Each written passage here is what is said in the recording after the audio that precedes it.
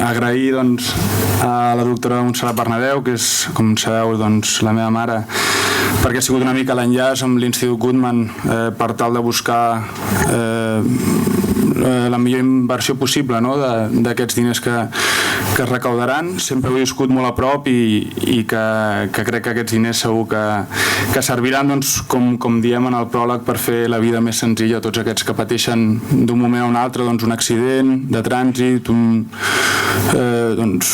qualsevol cosa que fa que es quedin paralítics, tetraplègics, etc.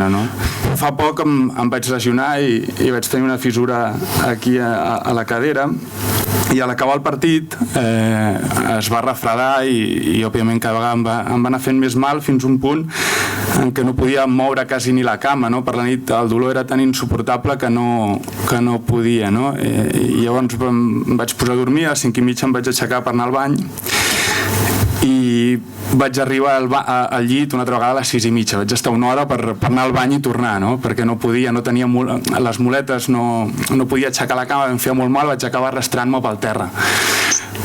I llavors em vaig imaginar el que és de veritat. Fins que no ho vius en primera persona, tu vas a l'Institut Guttmann i òbviament són casos totalment diferents, no es poden ni comparar ni molt menys. I em va fer tan i tan mal que a la tornada, al veure que no podia ni amb les muletes, vaig arrastrar-me pel terra, i allà és on vaig veure que la gent, al final, quan li passa alguna cosa així, que al final no és per un dia com a mi em va passar, que tinc la gran sort d'allò, sinó que és per tota la vida, buscar aquestes solucions que sembla que quan tens això ja és per tota la vida i no ho podràs solucionar. Hi ha una altra manera per buscar solucions i per trobar una vida millor, i això és el que fa la meva mare i el que fa tot l'Institut Guttmann. Estic molt content també perquè moltes vegades quan participo a les rodes de premsa ma mare des de casa em diu has de dir això, has de dir l'altre, crec que hauries de dir això, i avui la tenim aquí amb nosaltres, així que ha tingut l'oportunitat de participar en una roda de premsa. En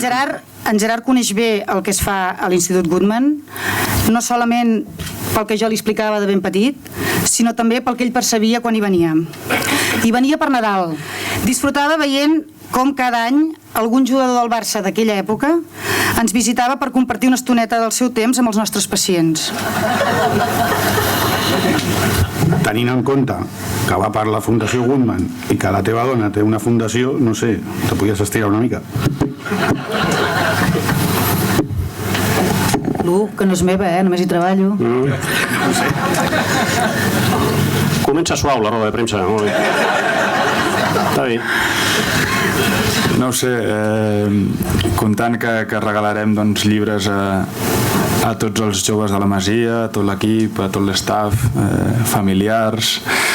No sé, en comprarem bastants. Toca repartir-los per tot arreu. Número 1.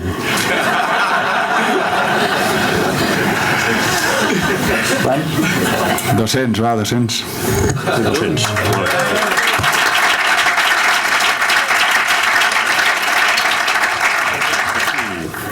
Recordeu aquella presentació de l'any 2004 al Palau de la Música? Han passat 10 anys, Palau de la Música amb Samuel Eto'o. El Palau de la Música ha passat pel que ha passat. Samuel Eto'o ja no està aquí. No hem tornat mai més al Palau a fer aquesta presentació. Ens cobraven massa.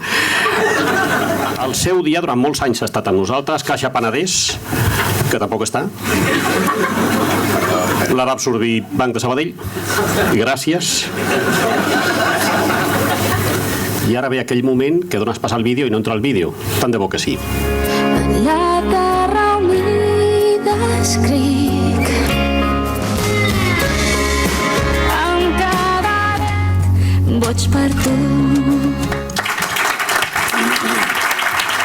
Coneixes la cantant? Bueno, quan vulguis. Que bé escoltar futbolistes quan no parlen de futbol, també. És veritat, gràcies. Dir coses serioses.